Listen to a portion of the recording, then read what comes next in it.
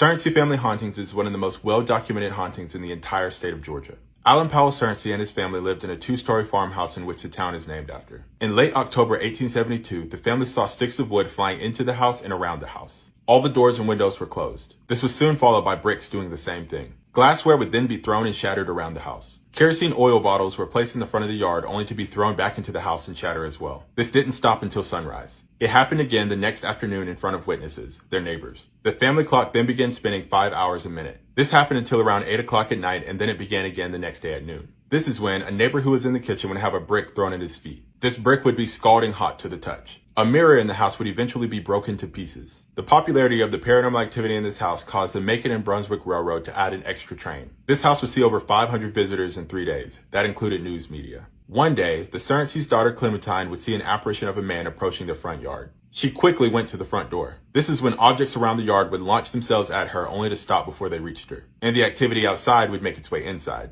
The wife of Alan and her daughter went to go stay at a neighbor's house. The poltergeist-like activity followed them to that neighbor's home. The wife went home. The hauntings would then start back up at the Surrency household. Objects and even live animals were known to disappear inside the house. And the Surrencys fled to their second home in a different part of the town. This is after a fireplace poker levitated and struck one of their sons repeatedly. They only had a week of peace before the event started again in greater force. The hauntings allegedly stopped after Alan Powell Surrency passed away in the 1870s.